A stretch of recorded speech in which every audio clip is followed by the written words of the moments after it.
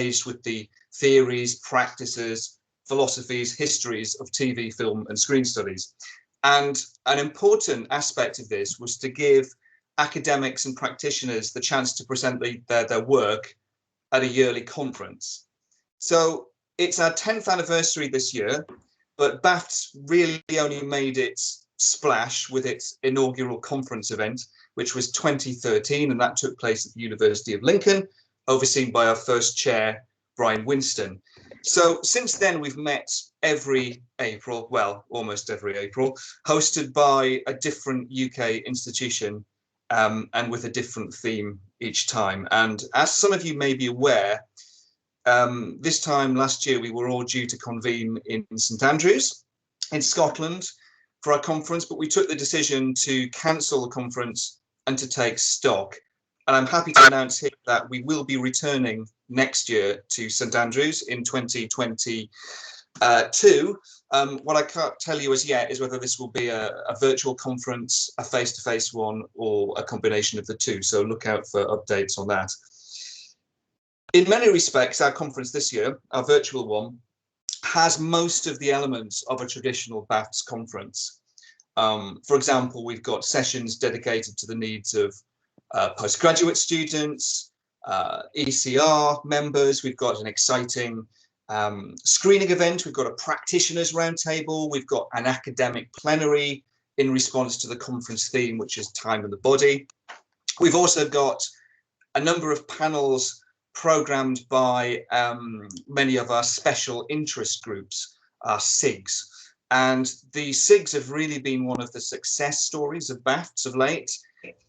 This was our invitation to members to convene groups representing specific strands of our discipline.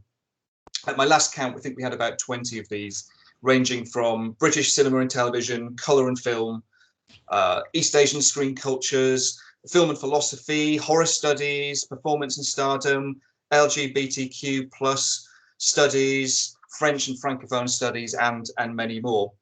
And over the last year, it's been heartening, fantastic to see so many of these SIGs organising online events, discussion groups, other activities, and finding ways to open out their work and activities so imaginatively and so inclusively. And on the subject of SIGs, we always welcome the formation of new ones. So if anyone's got any ideas, don't hesitate to get in touch with us about that.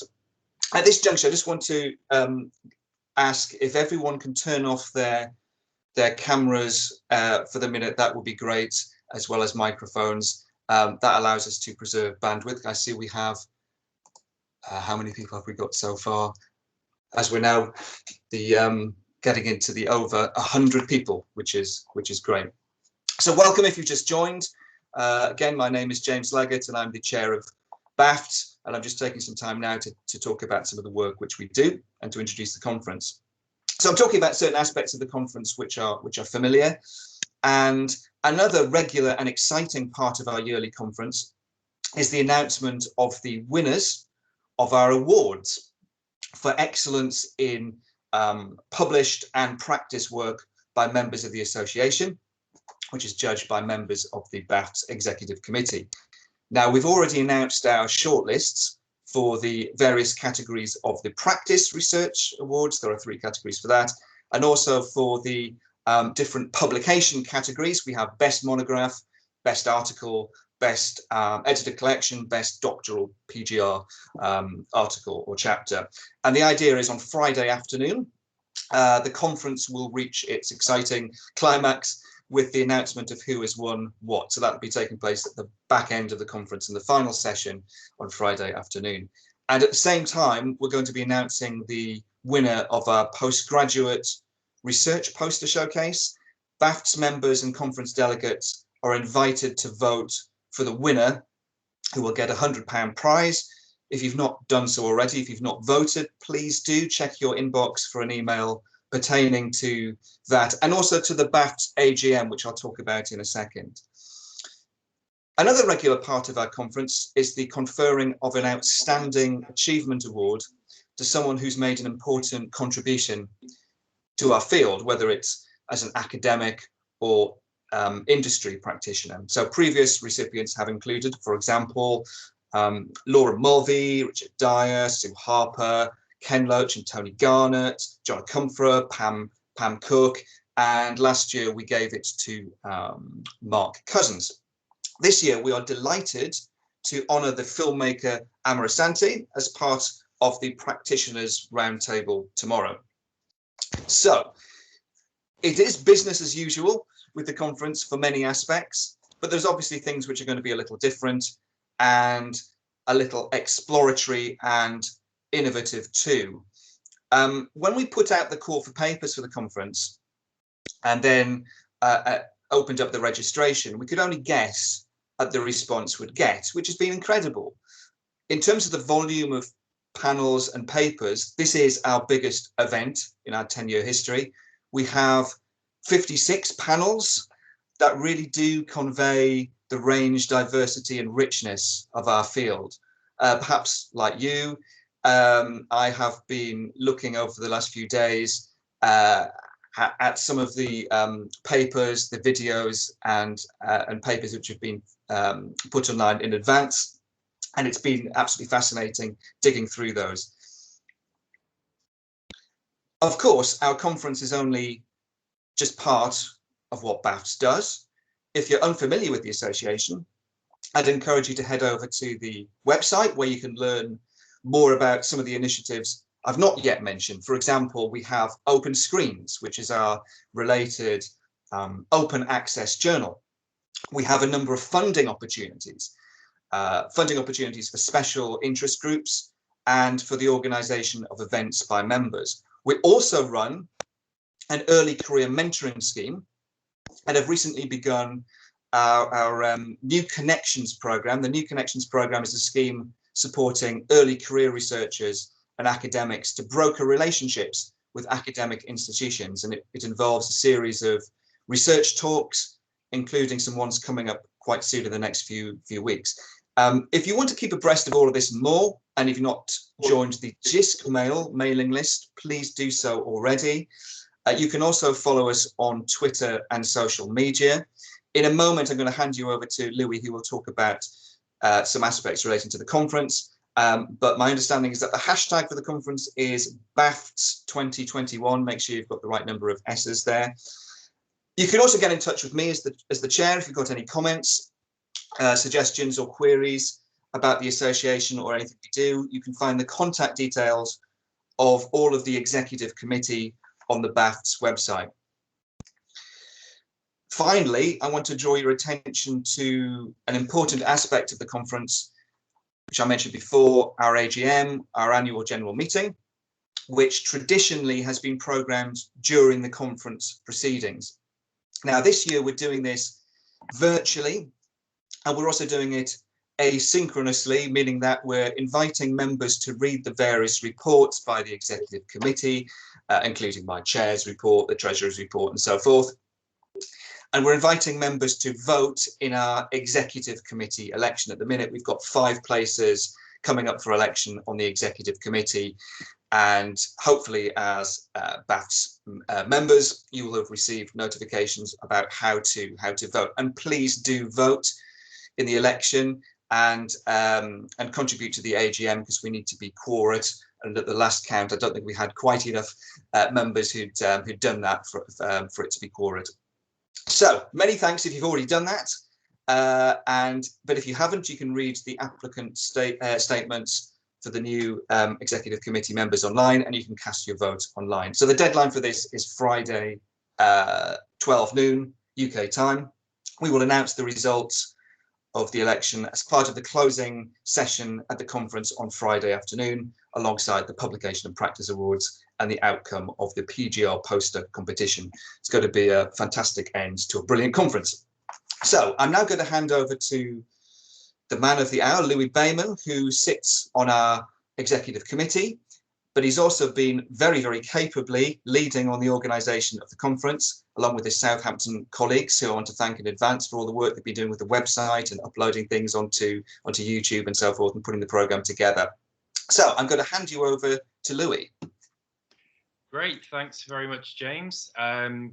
And first of all, I'll just say that we are recording this. We're just going to do this with the plenary session, so don't worry, the panels aren't going to be recorded, but this is just for us to build an archive afterwards.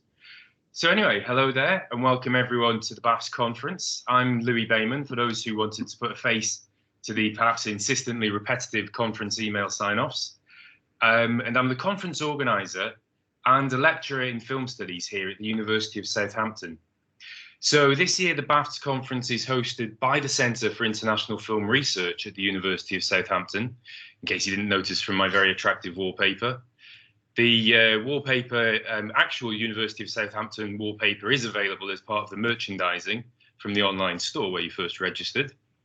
The conference organisation has been a collaboration between the BAFTA committee and the Centre here at Southampton. So I'd very much like to thank my colleagues in alphabetical order, who are Ord Kampmas, Beth Carroll, Estrella Sendra Fernandez, Hugh Jones, James Jordan, Kevin Donnelly, Malcolm Cook, Michael Williams, Ruby Chung, Shelley Cobb, and Sophia Bull. And we were helped by the postgraduate assistance of Maggie Shaugi Lee. You'll see us dotted about throughout the conference, and we can act as ports of call if you've got any issues regarding the running of the conference. So I'd like to say an especially big thank you also to Hugh Jones for his design of the website, which I hope you'll find has made navigating the conference an exemplary combination of aesthetic experience and functional purpose. Now, we had a number of reasons for choosing time and the body as our conference topic. The first of those reasons was that we wanted to choose something that everyone potentially could join in on. So this did mean, unfortunately, that my early proposal for a conference on Italian sword and sandal films of the early 60s was rejected in the planning stages.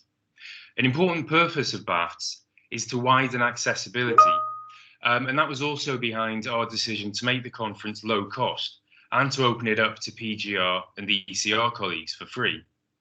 And what could be more comprehensive than time and the body? All screen media unfold across time, from the frenetic seconds of the YouTube star to the languor of slow cinema, and all involve bodies. If nothing else, the body's situated in whatever viewing position may be available to the spectator. Even the non-representational arts of the avant-garde refer, at least in the obviousness of their absence, to bodies, as Lawrence Kent shows in his paper on the abstract imagery of Hans Richter. While in the Landscapes of Britain panel, the bodies are as much those of the geographical environment as they are of the humans in them. So the conference topic intertwines the most abstract property of the medium, time's fleeting moment, to the most concrete, our own corporeal presence, whether in front of the camera, behind it, or before the screen. Yet as two basic physical properties, their appearance can only ever be performed, constructed, reshaped, and remade. Time, no less than bodies, carry cultural values, such as beauty or status, leisure or haste, and political meanings too, as the many papers assembled over the course of the conference attest. So our second reason for this topic is that time and the body are only ever manifest in contextually specific, artistically particular ways. This is because time and the body aren't mere physical facts, they're also analytical categories, which ask us to pay close attention to textual properties and to key components of experience, whether that might be the suspense, thrill, anticipation, or dreamy slowness that constitute the pleasures of the screen, or the forms of knowledge and feeling that could be anthropological or phenomenological in their nature. Then finally, there's a certain meta level to time and the body as we participate in this particular event. What, after all, is a conference, if not the provision of a special time where bodies confer together? We've tried our best to turn the absence of physical presence into an opportunity, and to suit the demands required by online attention, we've put the emphasis not on 25-minute papers, but on interaction.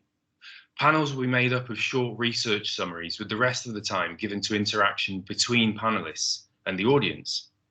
And in this, we're experimenting as much as anyone else, so we do ask for your understanding as we try out something new, and as we ask you to make the most of it, both as panelists and audience members. With that in mind, I'd like to say a huge thank you to all of our panelists who've contributed to making this the biggest BAFTS yet, and I think perhaps one of the larger academic film, television and screen studies conferences in Britain. I'm sure some of my more experienced colleagues might be able to correct me on that. We've got a particularly large number of student and ECR attendees, many of whom might be attending their first ever conference, and we welcome your participation especially. There's a total, I've counted, of 188 individual papers, with 112 video and audio files uploaded and 62 PDFs. We're looking into making the site into an archive afterwards, but we will be taking it down initially straight after the conference because of some people's concerns about privacy. And so then, perhaps appropriately for the topic, these videos allow us to turn a certain formality of conferences around and enable us to have a short conference wrap-up before we actually begin. So looking at the papers, I noticed that a particular focus across them is on the body in society. Disability studies, feminist scholarship, race and indigeneity are strong analytical themes, alongside papers on coming of age, nationhood, the post-human and so on. Together, this interest is in non-normative or non-hegemonic bodies, or bodies in the process of change, hence a focus on children, teenagers, the body swap genre, and the body aging or pregnant, trans bodies, labouring bodies, or bodies in pain.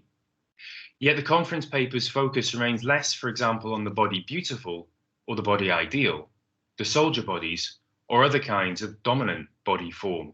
Alexandra Delaney Bhattacharya is the only one that I heard mention the gym fit body, and Gillian Kelly on Tyrone Power disseminates beauty in the body of Tyrone Power, as does Bruce Lai, in talking about the truth about beauty. But by and large, those kinds of ideals tend to be somewhat absent, and also absent are the body at leisure and the suffering body. The panel on the body in pain takes perhaps a more secular position than the idea of suffering, despite our proximity to Easter. Also perhaps less on pleasure than might be expected, and to my great surprise, nothing on porn. So there's a strong concentration on nation, although perhaps contrasted by little comment on the regional. One wonders whether categories such as the European, South Asian or Middle Eastern maintain their relevance. Genre remains a constant theme, and especially the bodily potential of horror, as well as comedy and music, the visual arts, whether in installations, animation or comic book adaptations, alongside more obvious genres like coming of age, biopic and body swap. Once again, these genres focus on the changing body, allows us to understand how time and the body are intertwined. Sue Ansell mentions the body in time, Tamar Garb's classic study of the feminine in literature, and many of the most stimulating papers here consider what we might call time in the body, that is, how temporality and corporeality are written into each other. What seems, however, to have almost disappeared is the concept of the auteur, with a specific director's oeuvre treated in, by my count, only 6 of the papers, and a total absence of the old canon, with instead directors such as Celine Sciamma and Jill Craigie getting attention. What seems to replace the auteur is a renewed emphasis on actors and stardom, with 21 individual stars being named in specific paper titles, as against 35 on single film texts and 20 on television texts. This attention on the person who performs is related also to a common emphasis in the papers on labour practices, as might befit our modern gig economy, new precariat society, not to mention the wake of Me Too and its focus on workplace power. However, labour isn't merely viewed as external to the textual properties, but also itself an aesthetic process, both in the animation SIG and the labour practices panel. Most notably, and moving towards a conclusion here, the papers are in the vast majority contemporary, with 2/3 of them concerning topics from the last 25 years. Now, I'm not exactly sure what to make of this, other than to say that one of the principal aims of the study of screen media would from this seem to be to work out the meaning of the present and the recent past. Conceptually, something that might come as a surprise is the total of only 7 references to Gilles Deleuze, whose work on cinematic time was so common in debates on the digital around the turn of the 21st century. There are just as many to Judith Butler and her concepts of vulnerability, and far more to Laura Marx. While this testifies to the enduring brilliance of Butler's and Marx's various understandings of the body, it maybe signals what I think could be a greater current vocabulary for talking about the cinematic body than about cinematic time. If I can allow myself one comment, it's perhaps that in the wake of the Deleuzian moment, film studies may need some new ways to talk about time. I say film not because I've forgotten the rest, but because the panels that do consider time are more likely to be about television and other screen media than film. It's actually also what I'm writing my next book on, the awareness of time in contemporary cinema. And I very much hope that the coming 3 days can act as part of a refocusing of attention in that direction. So anyway, that's my wrap up, my impressions from before the conference. I'd like now also just to ask the various people who are going to be hosting plenary sessions to say hello. First of all, we've got Aude Kampmas, if Aude is there. She's actually going to be hosting a social element, which is going to take place directly after this in 10 minutes' time. Aude, are you here? Is Aude Kampmas there? Maybe not. Yes, I'm here. Do you want to just say hello and explain that you're doing the social element in a moment?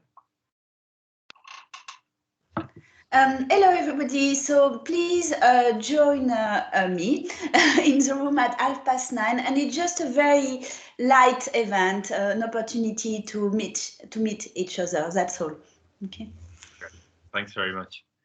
And then, as well as that, we've got Yves Benamou, who's going to chair the ECR roundtable. Yves, if you want to say hello.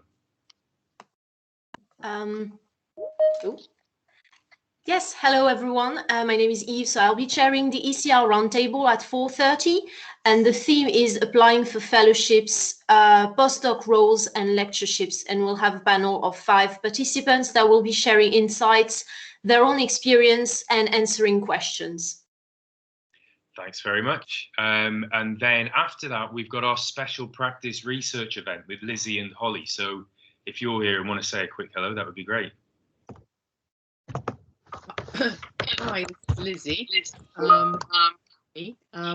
a great pleasure to be here, and thank you very much to BAFS for hosting our screening and our discussion session tonight at 6. It's always a great pleasure to come to BAFS, and it's a wonderful opportunity to get your feedback on our film Independent Miss Craigie that we've just finished. So we're very keen to hear your comments and thoughts. So I hope to see you at 6 o'clock, and I hope you've had the chance to also look at the film, but we will be showing a couple of extracts as well. So hope to see you then, and thanks very much again to BAFS. And thank you very much for participating. Then tomorrow we've got the practitioners roundtable. So Estrella and Shelley, if you're here. Hi, everyone. Hi. Hi. Yes, delighted to be hosting a practitioners panel where we are going to be looking at the way in which different people embody diverse roles within film and screen media industries. And we have a wonderful panel with 4 speakers, including Professor Lindiwe Dove, who is also a creative researcher and filmmaker, principal investigator of the ERC-funded project Screen Worlds, Decolonizing Film and Screen Studies. We also have with us an independent poet and filmmaker working on social justice in India, Lena Manikalai. We also have with us an animator, Alice Scott Hawkins, and we also have with us a BBC journalist, Hanan Rasek, in a very timely moment as well, since we are speaking of time, because she won 10 years ago an award for her reportage, The Women of Tahrir Square. And she's actually just gone back to Egypt and done some work with these women 10 years afterwards. Great. Thanks very much. Also, I attached to our awarding of the Outstanding Achievement to Alma Sante. So we look forward to having you there tomorrow afternoon. Excellent. And then I'll be leading the closing plenary on Friday afternoon, where we have the great pleasure of welcoming Michael Williams, Deborah German, Mandy Merck, Francesca Sobandi, and Davina Quinn-Liven, unfortunately due to a family issue, isn't going to be able to join us personally, but has given me a short text to read out as well. So that'll be the closing plenary. And then, as James mentioned, the announcement of all of the award winners. So lots to be getting on with for the next few days. I think you all behaved impeccably, so you probably don't need me to go through the Teams etiquette, but obviously keep your microphones off unless you are talking. Any trolls or abusive behaviour obviously will be thrown out immediately. And aside from that, I hope that you all have a wonderful conference. I'm really pleased that everyone can join us. I'll sign off now because I've got to go and join the PGR workshop, and see you all during the course of the 3 days. So thanks very much and goodbye.